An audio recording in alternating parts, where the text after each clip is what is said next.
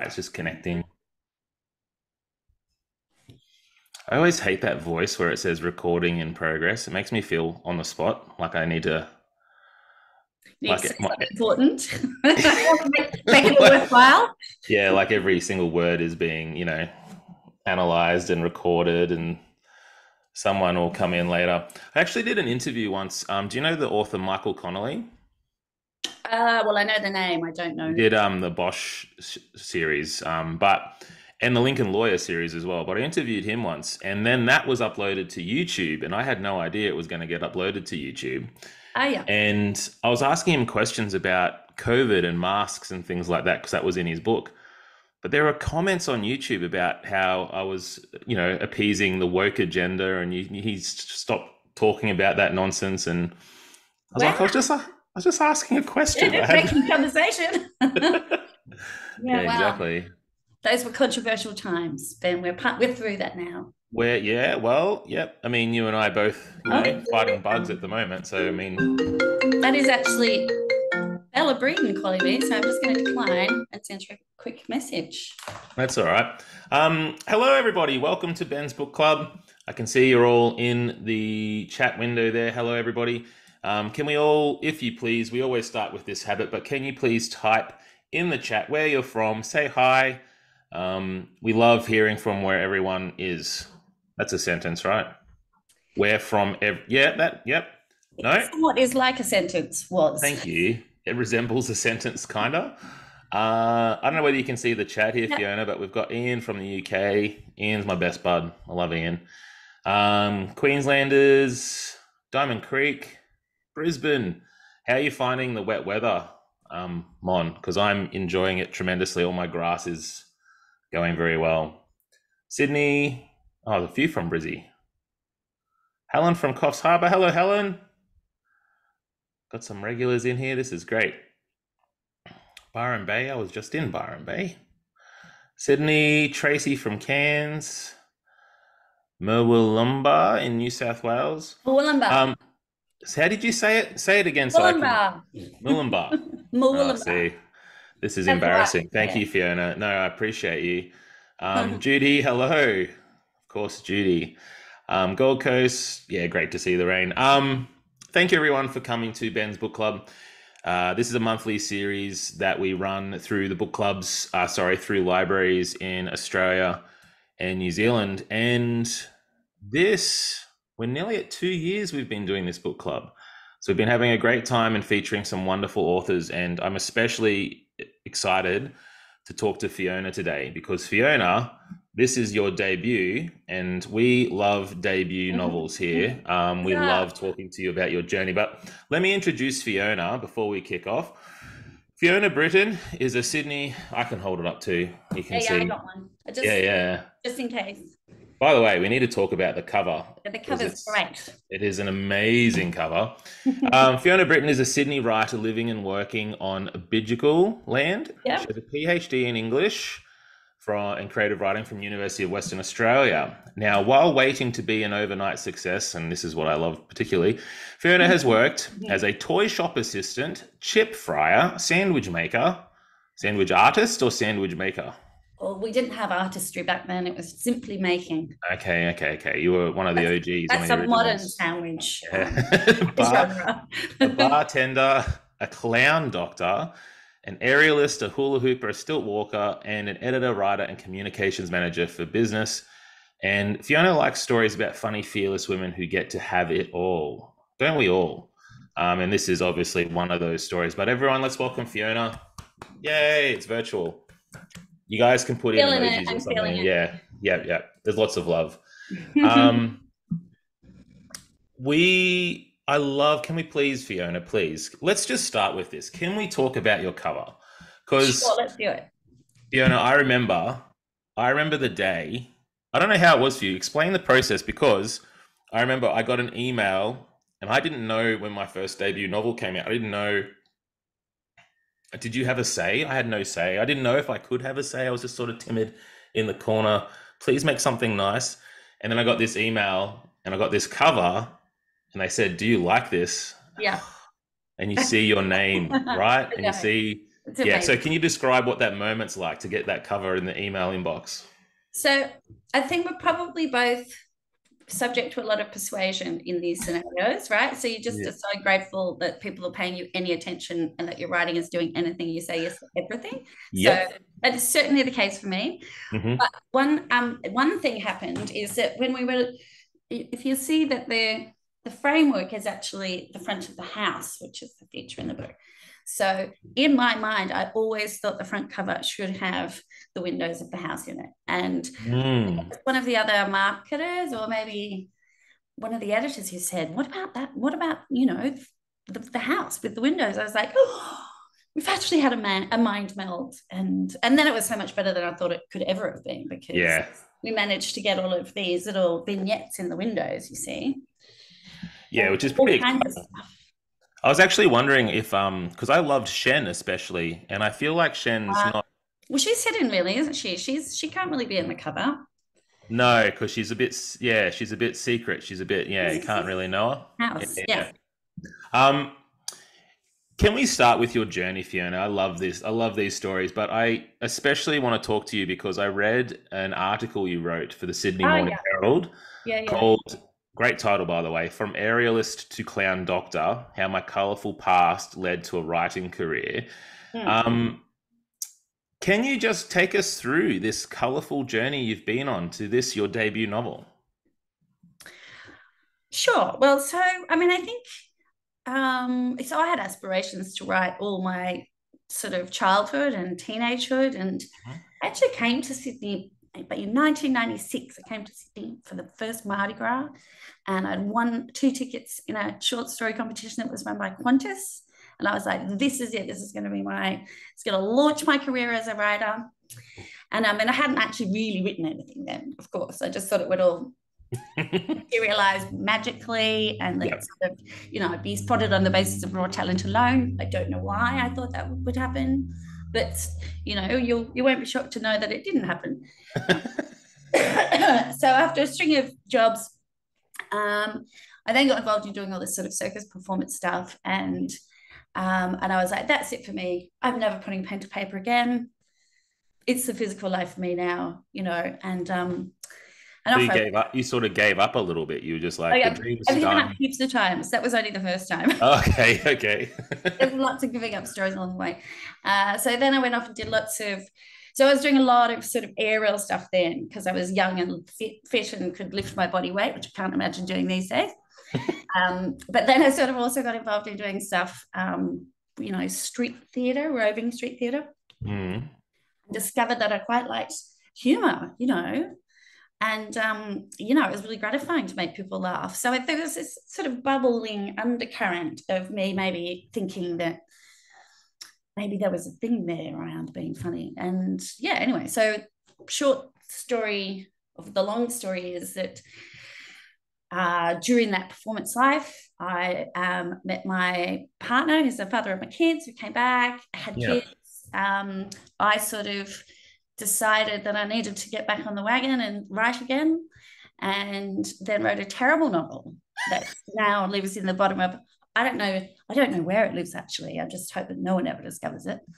But in the course of doing that, and I was finishing the PhD, and when you do the PhD program through UWA, it's quite a sort of earnest Mhm. research thing. So you have to do almost a full thesis. So I was doing that, and ready to poke my eyes out with a sharpened pencil. So this is how Violet Kelly came along. So I just started writing it for my own amusement, really. Nice. There I it really, is. How Violet Kelly came about. Mm. we I think every novelist has those manuscripts that are dying in their My God. on their hard drives. It's like there must be an imaginary land where all the dead novels go to soothe each other, Yeah. And to there's not give a each lot of other comfort. yeah, there's not a lot of things that happen there because they're all without plot and are too That's focused right. on character. And that character's really unrealized. Yeah, yeah. And they're just flat 2D. Yeah. Cheryl, thank you for saying that. Cheryl Tonkett in the chat has Oh, said, yeah. looking forward to your next one, Fiona. So I think a lot of people, you've made a lot of new fans with this Well, obviously, you've made a lot of new fans with this book being your first one. But just a reminder for everyone who's new here as well, I do invite you guys to chat with Fiona. So if there's any questions you have, just type them in the chat, and we'll get to them if we can. If we think they're awesome, you have to make them really awesome though. But I really loved, because I read this in your article, it's sort of, you came back to finding this authentic version of your voice, which I really loved. And I actually went on a fairly similar journey in that Oh, yeah. when I was writing and all those bad novels, I think they were all aiming to please like this weird checklist of things that I think people wanted me to write. And it was Really? like, and I don't know where I came up with that checklist, but it was like, I just wanted to write stuff that people would enjoy. And I found that when I came back to write the thing finally in my actual way that I enjoyed myself, Mm. that was interesting and vibrant to me, for some reason, that's the one that people seem to find compelling. It So was should that how be you went? surprising, should it? But yeah, duh. I mean, I guess the same thing happened to me. Well, It's you talk yeah. specifically about your sense of humor and your comedy and this idea that yeah, that you like that you really value entertainment as well. Can you talk about that and like just the way that you when you finished this as a first draft, did you think, oh, I've got something here, or did you think that was just me being silly and doing my own thing? Like, how did you? Yeah, you know what I mean? Mm-mm. I did think it was a banger. I'm not gonna lie. I thought it was.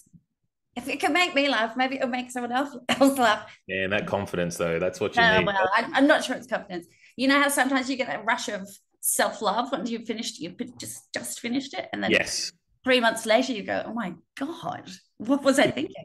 I wake up the next day and I'm like, oh no. Did I send it to anyone? Who did I send it to? More like, Yeah, yeah. right. So I was just in the Bad Crime Festival, and we actually had a discussion about this because I was talking about the fact that especially if you go through a creative writing program, you are sort of given very many examples of the same kind of writing. I thought every short story had to read like it was written by a man from New York, Mm-hmm. probably in the New Yorker, in fact.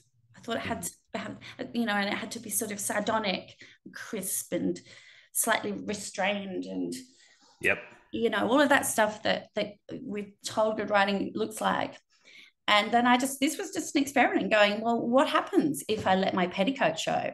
What happens if I'm just as torrid and ridiculous and outrageous as I want to be? Mm. And in subsequent, in the editing process, of course things get refined, but I don't think that stuff got changed very much. In fact, we probably dialed it up. Yeah, because you had to find the Yeah, core of what the book was, and then editing's all about making sure it's as vibrant as it can possibly be. But that yeah, core thing is in there, right? yeah. So Yeah, I go on. did, yeah, I did notice someone in the chat saying, "Don't give away the ending." I would never spoil it for you. We can I say, Fiona, we Have you done sometimes this do. before? No, we do because I won't tonight, Mon. Mon, we won't. We won't. We promise. We won't. No, I'm not looking shifty. We only do that because most of the time we've all read the book. It's a book club, but I do try to Yeah. always. Yeah, see, look, Penny's the same. I always try to err on not spoiling things because you don't want to. Yeah, nothing we've said so far will get in the way of your enjoyment of the ending. No, I would agree with that. So, Oh, now I feel like I have to be really. No, I'm only kidding. I don't think I have. Let me just check my questions. No, we're all good. no, Um, but then you've got this draft, you've got this manuscript. You're like, this is a banger. This is the best book anyone's ever written. oh, good. It's gonna. It's just you're just toasting your own success for months, right? Months. So much Months. preemptive champagne. So, and then what is it like to send it into someone? Did you send it? Where did you go? What did you do when you had this draft? What did you do? Well, a funny story happened even before I had a full draft because I thought I had a banger, right? And I was Hmm. like, and I'd been at a New Year's Eve party some time before that, and all of us lapsed creatives had sort of toasted our intentions to get back on the wagon. And so I really had, but I'd sort of punched out this 10,000 words. And the first thing that I could find to sort of get my next step was, and it was just after New Year's Eve, was that the Australian Society of Authors was running these. Oh no, it might have been Allen and Unwin themselves actually. Faber Academy was running these Meet the Agent sections. Yeah, I know the ones. Yeah, 10,000 words, and so I sent mine in, and I was going, do I go first? Do I go last? All these things. What's my best adventure? Anyway, so this woman looks at it. She was obviously really knackered because I did go last. She was going, oh yeah, she just turns the page. Oh yeah, I remember that bit. Oh yeah, no, I like that. And she did this for a bit, and I was like, what is she going? She goes, great. How much more have you got? And I was like, none. She's like, oh, okay, well, if you can finish this, you might find someone who'll buy it. So, I mean, all it takes is somebody to say something like that to a writer who's never had any success to make you, go like a streak. Yeah. So that's what I did. And then I put it into, I went to one of those pitching sessions with the Society of Authors, and I didn't get much luck out of that. But then I went to, then I put it into Allen and Unwin's crime competition and completely forgot about it because it was months later. Almost it does take months, doesn't it? Yeah. I had given up by that stage. I thought that my career was over, and I was just going to have to be a corporate drone, which I still am. What? Wait, so that's okay. You say this like, I know you've got a very light tone, but that's a very sober, somber sort of thing to come to, where like the dream's dead. The dream's dead. Well, yeah. Look, I mean, I have, like I said, there's been a few points in my life where I flipped the table and said I'd never write again. And so I've got form in coming back to it. I do. You got established. I've got form. Established patterns.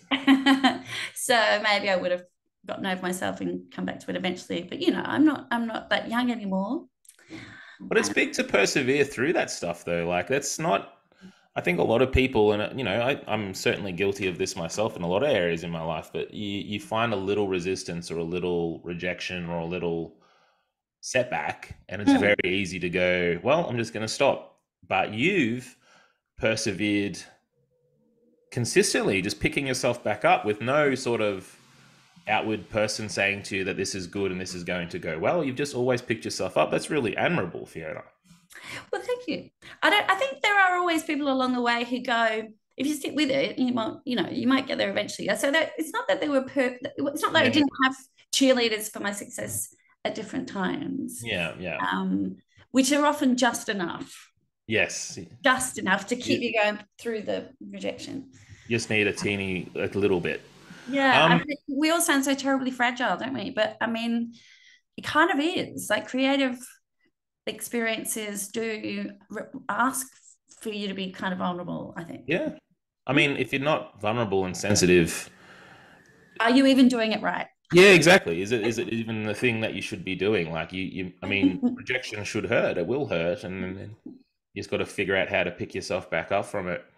I'm wondering though, and this is a question that I face myself sometimes, but you were talking about, I mean, you can put it yourself, but is it 3 decades just about you've been wanting or desiring to have a book out in the world?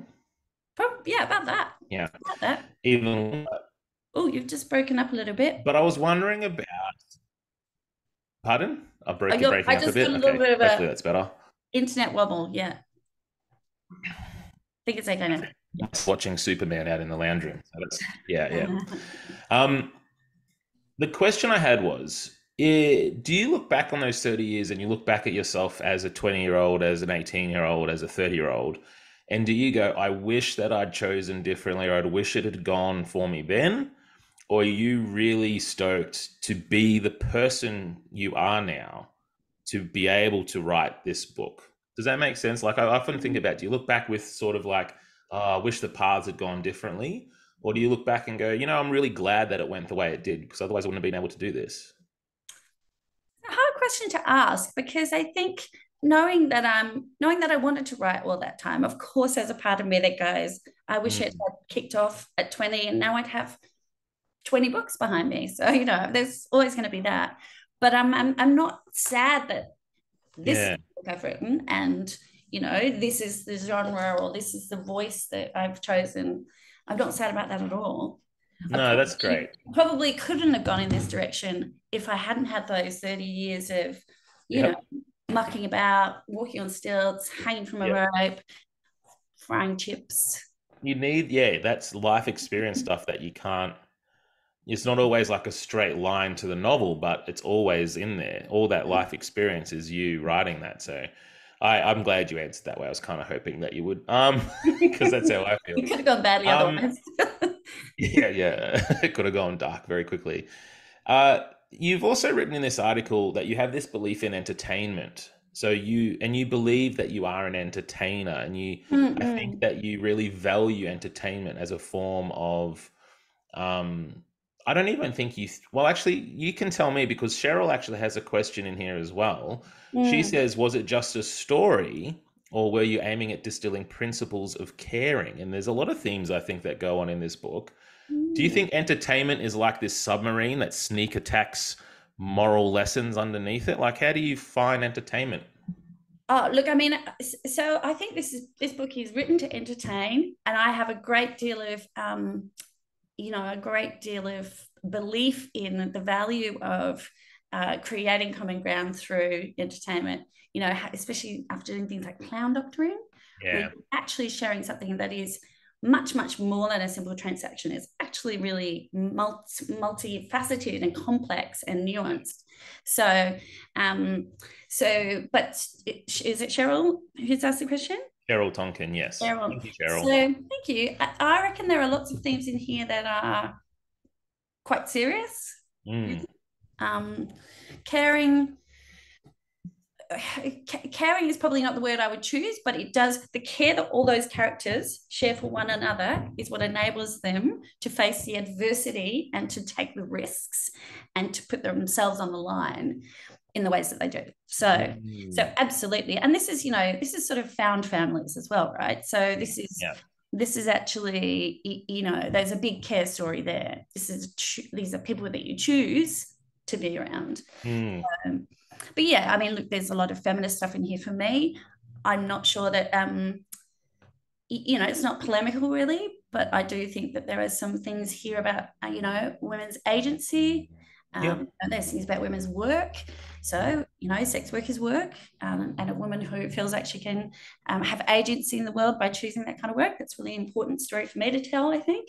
Yep. And that in that world, she is there is violence, and there's all kinds of things going on that are not savory, and there's a lot of stories behind people's lives that are not very pleasant actually. No, yeah. But that's that story of the capsule of the care that they share for one another is really important. So yes, Mm, thank you for that question. yeah, it's a good question. Um, yeah, I think too that if anyone's interested, they should go and read that article. It's in the Sydney Morning Herald, and it's called "From Aerialist to Clown Doctor: How My Colourful Past Led to a Writing Career." Um, but I especially appreciated you actually tell a very tender story in there Mm. about a young patient and the value of lifting someone's spirits through Mm. entertainment and I through even get chills huh? as I think about that story now. That was a very hard couple of paragraphs to write, I have to Oh, say. you wrote them very beautifully, and Thank yeah, I you. really recommend you guys check that out if you've enjoyed Fiona's book. It's a good insight into what makes Fiona tick. Mm. Um, I'd love to chat here about. Let's talk about Violet Kelly. Violet Kelly and the Jade Owl. By the way, amazing title. Amazing name, but where did Violet Kelly, like, did she first appear to you as herself? Did the book, were you wanting to write, thematically? And then, Yep. Ian, thank you for your question about the 1930s. Was it setting? Where did Violet Kelly start for you? So I reckon, I've described that experience of trying to finish my thesis for my PhD. I was actually at Varuna. So I'd been to Varuna as a fellow on a previous occasion, and I paid them to go this time because you can do that, get a week there or whatever. And Violet Kelly more or less turned up, as Mm, a person fully formed. I think I can look back now and I can still see that there was the first things I wrote were in first person point of view from her perspective. And then I realized I wanted to be able to tell the story in a few different ways and tell the story of the people surrounding her as well. So yeah, it's funny. I don't,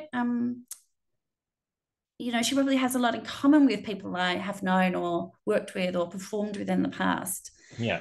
But, she has a particular set of attributes that seemed a bit like almost a trope, like she is legs up to the armpits. What was it? The something me not smile.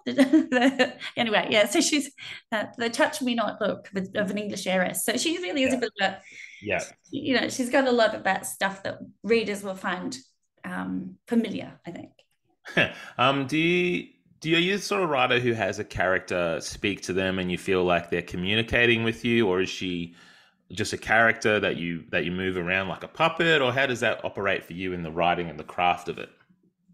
Oh, look, I just see them all having conversations all the time in my head, all the time. So that is my experience. Like watching television. That's how I experience it. So when you're writing, you're actually like you're watching a TV show and you almost I do. I feel like I am watching it all play out in my mind. I mean, I'm obviously making decisions. It's not like a stream of consciousness process, but Are you making decisions though, Fiona? Because it's almost like, I don't know how you feel, but when I'm leading up to it, I'm making decisions before I start. But when I'm doing that thing, what you're describing, where you get into that flow and you're watching the scene unfold, it sometimes doesn't feel like I'm making decisions. No, that's true. It feels like somebody else is taking the wheel. It's true. It's like it's like you got to get out of your own way a little bit to get there. Yeah. What I usually do is I have to know that this part has to get us to this part. But I might not have made lots of decisions about how we're going to get there. And it might not matter to me. And there might be some serendipity in the things that happen apropos of the television thing that's playing out in my head. So, I'm really open to that. But I do usually have a reasonably structured understanding of milestones or plot points. Yeah. The rest is grabs.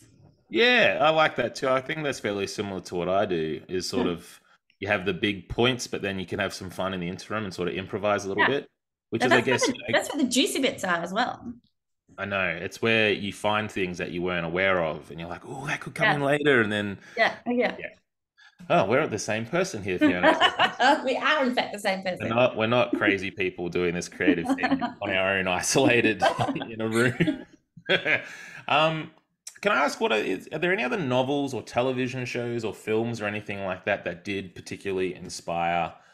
Ian's asked the question too, but the setting and the tone and everything like that. Are there anything that you can point to that just sort of directly influenced Violet Kelly? So the comparison always gets made with Franny Fisher and that era. I think the difference here is that Franny is she's kind of posh and has money, and she has agency because she has money, right? So that's my reading of that situation. And she also sets herself up. She's she's not an amateur. She's a professional sleuth in that sense. Sydney in the 1930s, though, is fascinating to me. So I am one of those nerds who's read the books, got the Peter Doyle book from the Police and Justice Museum. I've done the walks, I've done the tours.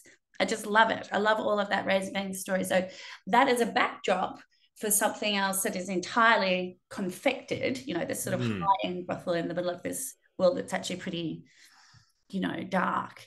And I love Sydney history stories anyway. If you think about the Ruth Parks and, one of the first books I read when I came to Australia as an immigrant from England was Playing Beatty Boat, and it's still one of my favorite books ever. Yeah, right. But the 30s, as a reader, everybody's got some reference points. Every Sydney person anyway has some reference points to that era. Tilly Devine, the Razor Gangs, Kate. There's just familiar. Yes. Yeah. You put us back in a familiar world. That's familiar to us mostly, for most of us, from fiction, strangely, as well. That's right.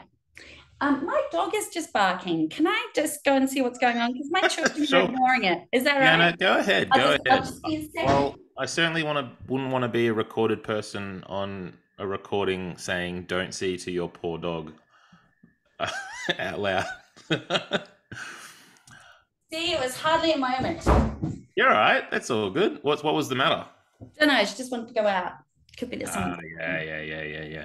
gone to My fight dog, the postman. my dog really doesn't like any single person walking in front of our house at any time. That's yeah. Well, that's a job actually. If you're Yeah, that dog, that is that dog's job. yeah. Well, that's what he feels that he's employed to do. Yeah. Despite me telling him, that he's got different Yeah, jobs. yeah. You could just take a break. No. Yeah. I'd love to talk about your writing process, just a bit of the nitty-gritty. Do you go for sort of like a word count per day? What's your discipline like? Do you sort of just have a glass of whiskey and a cigarillo and a little beret? And a cape. Yeah, yeah, yeah. One of those really sweet looking capes. Yep. So because I have a compartmentalized life to an extent, so I do actually have a corporate job that I've had for quite a while, Hmm. and I've got teenage kids. I tend to book myself chunks and do Yeah. sprints. And then in those sprints, I can often find that I will write really fast, especially if it's first draft. So that process can be quite fast for me. And then I sort of keep the process going between sprints by just doing a small amount a day. So Yeah. Okay. I'm not very good at saying 1,000 words a day, and that doesn't really work for me. My life is a bit too up and down. I Um, do. I do the same thing, man. Like I got two young kids, not teenage. Well, one's 11 now. mm, But I'm the same. Like I have to write in like 30-minute sprints and I just go as quickly as I can. And I'll yeah. often be listening to talk about Minecraft while I'm doing it. Ah, And yeah, yeah. yes, yeah. I mean, there's no substitute for going away for 5 days and getting into that complete immersion for me. Are That you is, talking about Varuna? Because well, yeah. So it started with Varuna, but now I've got a place in the bush that I can go to. what? What do Yes. you mean? Tell me about this. This sounds really cool. And I should Um, copy you. it's also, well, you can go there. I We've can go got there? some infrastructure work to do, but it's kind of getting there. So it's a place outside of Sydney, so it's just in the Hawkesbury. It has no Wi-Fi, so Mm, you take in your own power packs. There's a generator there if you need it. There's a bit of solar in the house. Da, da, da. But typically, if I go there to work, I just set myself up at the table and I don't even cook. Do you know what I mean? I'll sort of wow. I'll get a bachelor's handbag on the way in. You know what I mean? You Yeah, know, the yeah. cook from Coles or whatever it is. I'll just, or, soup or something. I just need to be completely, you need to be able to topple into bed thinking about the scene. And then need to be able to wake up the next morning and just topple out of bed into your computer. That That sounds is so cool. my preferred way of writing. You could get so much done. You do get so much done. That's my I mean, that's mind that blowing is to where you me. get into the 10,000 words in a few days kind of territory because you're just punching it out. That's The amazing. immersion enables you to keep going. Wow. All right. Yeah. Well, yeah, hit me up. I'd be very keen to You do bring the something. bachelor's handbag. I've often thought about taking myself off in a little tent and just going somewhere, but yeah, the Yeah. full-time job and all that sort of stuff Yeah. um, does make it a bit hard. Um, do you find that writing is something that comes very easily for you, or do you think that it's more when you sit down, you're more going to work and you have to force the muse a little bit? I never feel unhappy when I'm drafting. And Margaret Atwood has this, she has this really great quote where she said, oh, the first draft is just like a downhill ski run, just get on your skis and you just do it. And then And try not to hit a tree. everything else is just getting back up the hill. So Mm, my experience of publishing my first book was that by the time we got to publication ready standard of edits, I couldn't even look at it anymore. You so know, sick, just sick of it. well, because I didn't know what I was reading. Do you know what I mean? I felt like Yeah. just words on a page. I couldn't have, Yeah. if there were errors, who knew? Hmm. Yeah, so I think I find the editing much more grueling, I think, than the Really? writing itself. Yeah, See, this is where we differ. Like I love the creation thing, but the editing's the thing that makes me feel like a things are real coming writer. together finally. Yeah, like they're Yeah. actually finally getting good. Um, Whereas otherwise, I just feel like I'm stumbling around in the dark a little bit on my own, which I find Mm. difficult. Um, what is the best part of doing this job? And now you've had, how long has this been out? Is it a month now, roughly? It's actually a bit longer than that. It's been out since August. August. Okay. So what's it been like? Like you've been doing group things, chatting with cool people who've read your book, doing awesome Ben's book club with wonderful people in the chat. What's the best part of Highlight, naturally. The highlight. what's the best part of this writing journey that you've really discovered since this has come out? Um, I'm sure that everybody sort of feels the same way, but it's when somebody says to you, "Oh my God, I loved your book," and you know that it's genuine, right? So a few sort of online reviewers or just readers who've just been, sharing their love, sharing their interest, sharing their desire for a second one, and things like that. Yeah. So that kind of that makes you feel, whether it's true or not, it makes you feel like the whole world is talking about your book.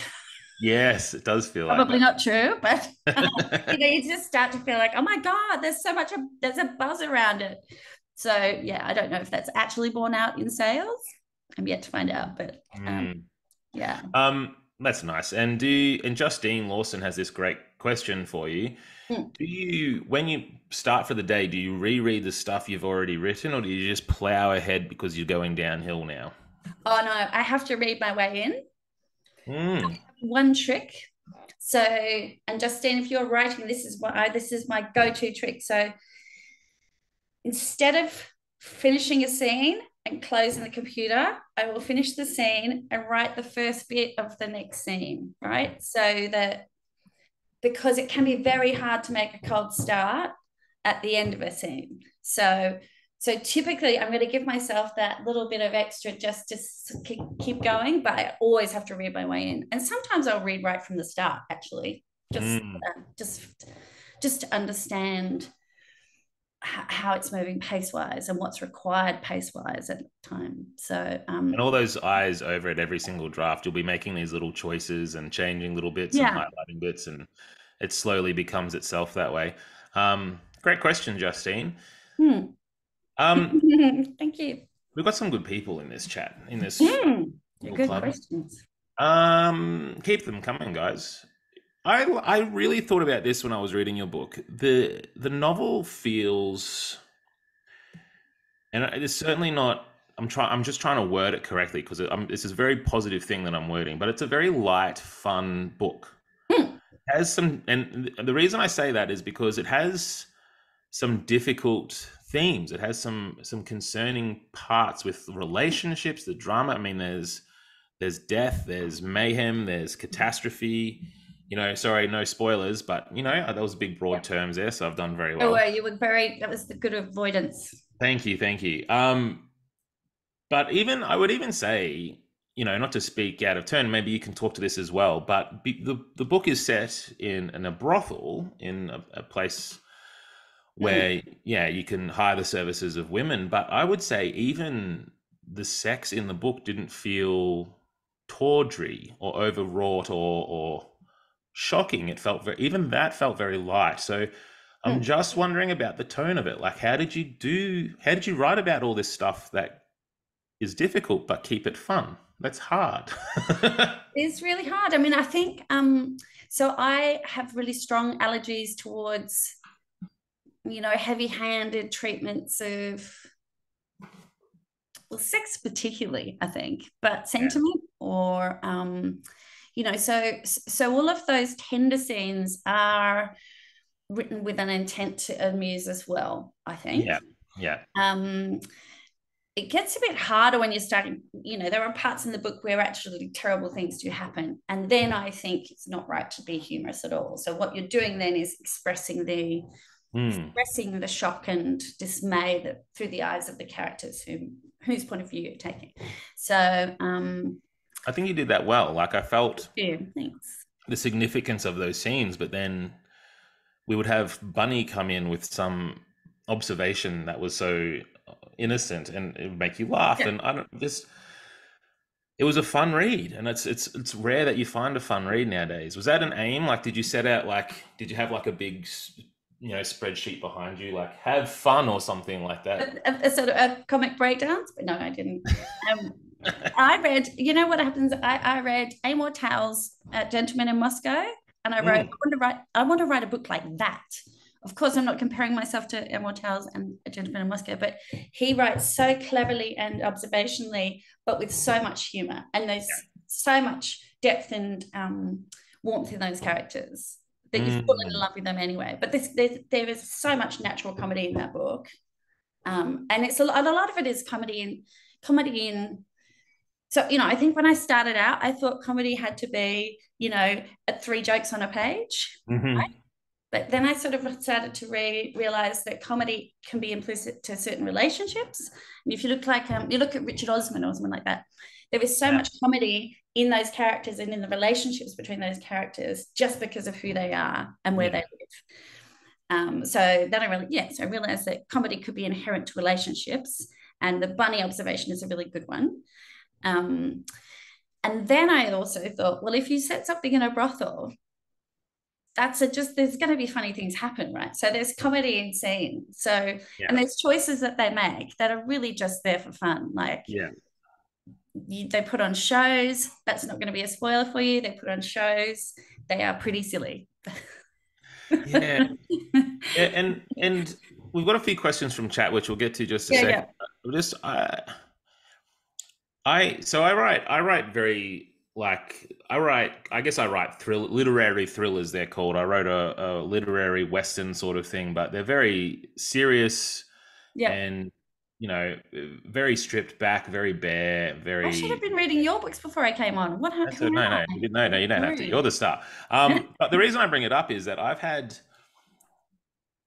I've tried my best to always put little moments of humor in, because Mm-mm. I think humor is important. And there's one scene that I wrote where this character drags his ass over the ground like a dog on its ass with worms or something like that.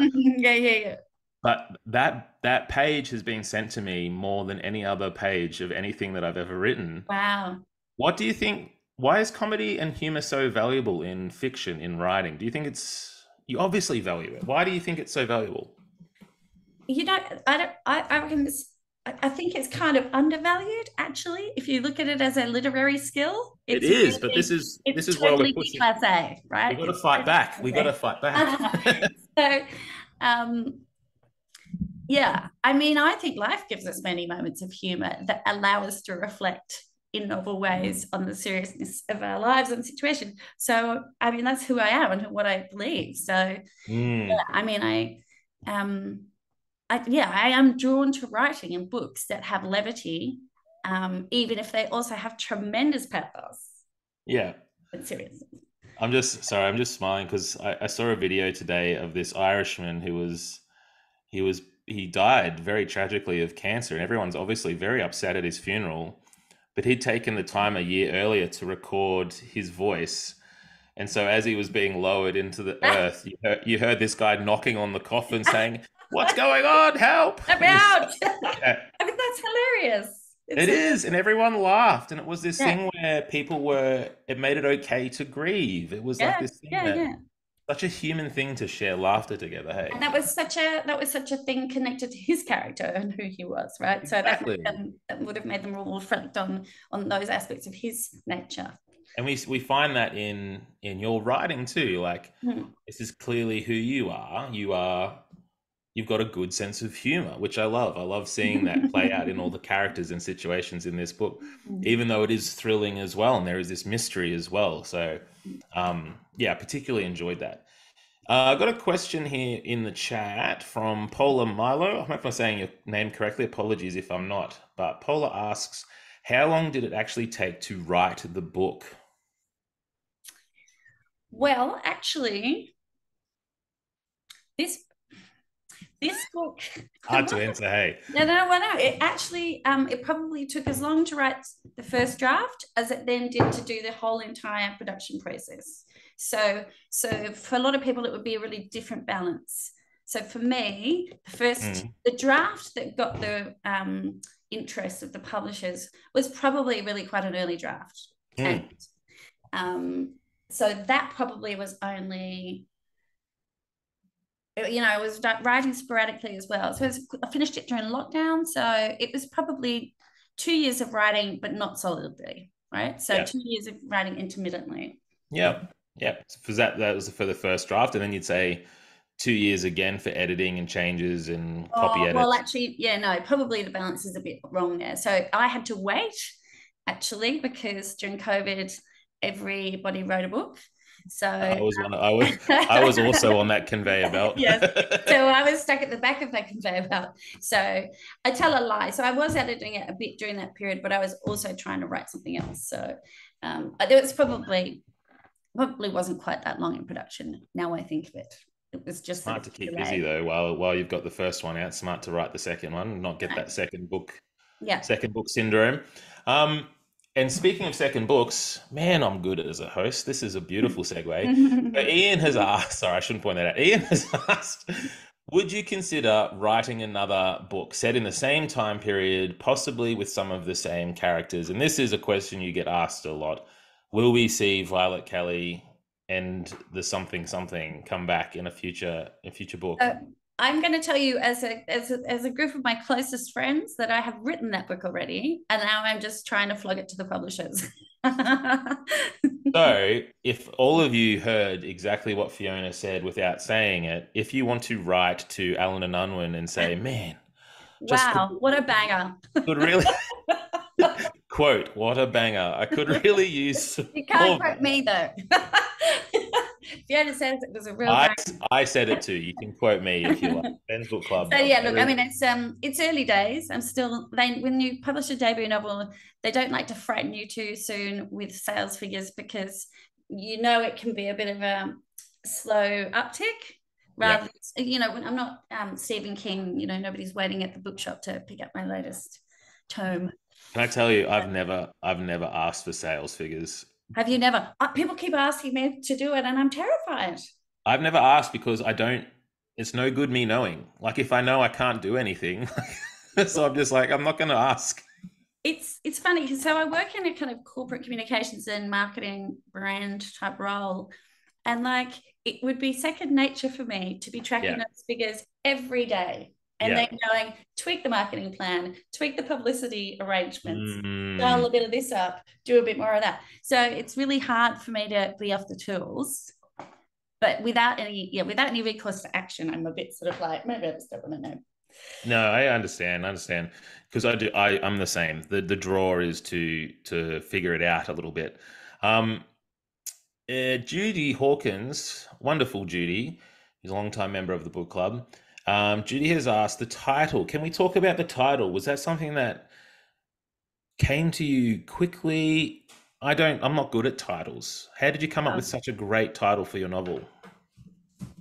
I don't really know. I think I think I had a laugh with the publisher about how it was a bit Harry Potter and the Philosopher's Stone, but I didn't do that intentionally, you know. I didn't read it that way. I didn't make that comparison. Yeah.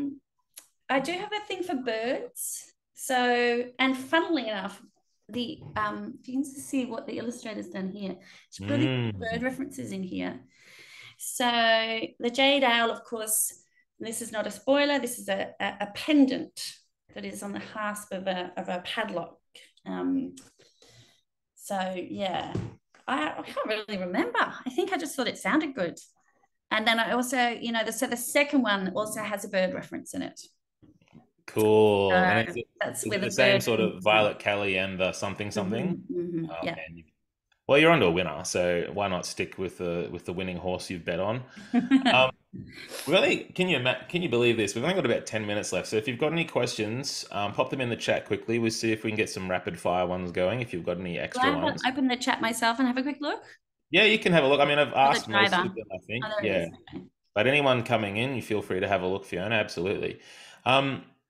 But I was just really quick question about the research. You've got so many different things that you've got in here. You've got this world of the 1930s, and then you have, and I'm going to butcher the pronunciation, but Les Maisons des Fleurs. Maison de Fleurs, yes. So almost got it. The House Which of is about Flowers. The House of Flowers, yes. Because I typed it into Google and it came up with some florists. Did it? Yeah. Yeah. But yeah, so the research, talk to us about how you went about it. You said you went on some walks. Was that particular to this novel? What did you do? So I might even have, it's a bit dark in here, but I've got all the books that I've got. So my actual, I tend to get a lot from photographs because they give you some level of specificity that you don't get anywhere else. So I knew I wanted to write in that era, in fact, in 1930 specifically, because I wanted it to be under the harbour bridge being built, that kind of feeling. And you've probably seen all those photos of plane flying in under the arch before it's. I think so, yeah. So yeah, I always had a bit of a harbour bridge thing, harbour bridge fascination. So I was reading, so the Peter Doyle crime photographs book, absolutely kind of canonical. If you go to the Police and Justice Museum, they're everywhere in those exhibits. And the stories are incredible, like stuff that you would struggle to put into fiction without somebody going, that couldn't be right. And they've all, slashed, and they've got, bung eyes and all that sort of stuff. And then there's a really good book on the Great Depression that actually Alan and Owen brought out as well by Joan Beaumont, called The Great Depression in Australia or something. There's actually not much written in terms of social histories for that era. A lot of it's focused on all the gang stuff or whatever. Yeah. But that's really good. She's interested in like the sort of political conditions creating social conditions at the time. So lots of stuff in there about, the Hungry Mile, how you had to get fed by the parish if you couldn't pay rent and your kids had moved out. Heaps of stuff. Heaps of stuff in the National Film and Sound Archives about the tenement settlements. One of them is referred to in the book called Happy Valley, which is in La Perouse. Those things fascinate me. I've always been madly fascinated by those kind of alternative dwelling camp ideas where people kind of create these pop-up communities. Yeah. And some still exist. What else? So there's all these pictorial histories of Sydney. I don't know if anybody's ever seen those. They're sort of like landscape picture books. No, I don't think I've seen those. Photos. But you had a lot of visuals that really. Right into the visuals. And there was even footage in the National Sound and Film Archives, and I never get that name quite right, but of the circus performers of the time. Yeah, awesome. Yeah. Yeah, I love. Yeah, I'm the same. I love visuals as well because they just say so much. There's so much in them that you can. And explore. You get so much texture from just, So the names of the tea that they were, the names of the engine oil that's being advertised, the biscuits that they're eating, all this kind of stuff. And it just, it makes your book feel like more vibrant. We've got a lot of questions here. We've got a couple from Mandy.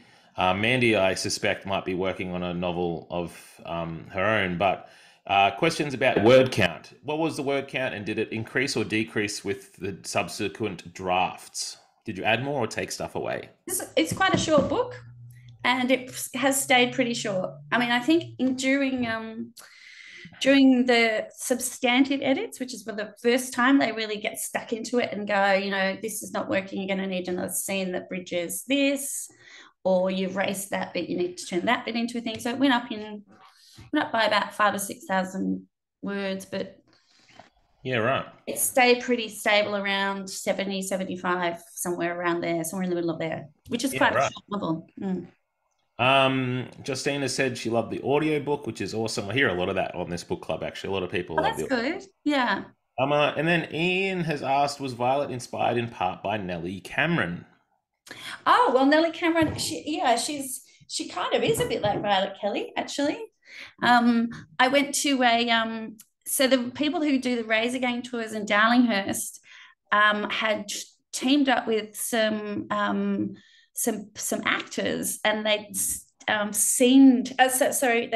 performed some scenes of like a sort of dramatized script of that whole Razor Gangs era, and the Nellie Cameron actor in that looked a lot like Violet Kelly. So she's got all legs and hair, and so Nellie Cameron, I think, You can correct me if I'm wrong, but I think she was the one who came from the posh North Shore background, fell in with all of the naughty men. Is that right? I think And that's you're right. gonna have to. I don't know. So I Ian, you're think, gonna have well, Ian, to. I reckon Ian probably knows. Is it Ian? Yeah. Ian, yeah, Ian. Ian Yes, from that's right. Nailed it. Helen's asked, and this will almost be our last question, I think. Helen's just really commented on something that I thought as well. Do you have a sister? Because you captured the love slash competitive relationship of sisters incredibly well. Not So to put any thank you for spoilers. asking. My sister is actually my best friend. This Nice. book is dedicated to her. Well, the dedication goes for Paul, Marlon, Henry, and Shah. That's my husband, two sons, and my mother-in-law, who made room for a writer in the family. And for Chloe, who pretends to be the sensible sibling. So that's my I sister. love that. She is the one who said, when she first read this, she goes, "Oh, Jesus, Fiona." She goes, "You've just written yourself a Mary Sue." And do you know what that term means? Yeah. Yeah, that was popularized, at least I know, on the internet when the new Star Wars movies came out. They started to say this female was overpowered. Is that the Mary Sue? Well, an idealized version of your own self. Oh, is that what that means? Okay. It's like a fantasy, like living out this life as a sort of. I mean, I'm not sure that I would choose her profession, but she is really smart and gorgeous, and that's what my sister thought of that. So you have that right. Well, that's awesome. Thank you, Fiona. Thank you so much for all your generosity tonight with all your answers, especially about the craft and things like that. I'm just going to very quickly wrap things up here. If you've got any quick questions, maybe we can get to them. But I've just put into the chat the Facebook group for Ben's Book Club. We run a monthly book club. This was our book for this month. I do recommend it too. Please go out and search it up because Alan and Unwin, if we want the second one, I'm buying these for. So I got to get my lighting right. Buying these for stockings and things like that come Christmas time. Yeah. This is the way we Buy it for tell your them. sisters. Yeah. And then this is the book we're doing next month. It's on the 12th of December. We're going to have good old Chris Hammer back, one of our main best friends in this book club. But Chris will be back on the 12th, and he's going to be talking about The Seven, his latest, but he's also going to be talking about his book recommendations for the year. So sort of a bit of a recommended best of list, I guess, to help with Christmas preparations as well. So now's my chance to start lobbying Chris Hammer to get on the list. Yes, exactly. That's the way. You always got to ping Chris. But yeah, thank you everyone in the chat. And yeah, please go join the Facebook group. We're here every month. And we love your feedback as well, obviously, if you can spare any. And yeah, Fiona, thank you so much again for being here and for writing such a great book. Thanks for having Thank me. you. We'll see you guys all next time. And no, come on, no worries. We didn't spoil it. Yay. Yay. All right. Thank you guys. See you later, Fiona.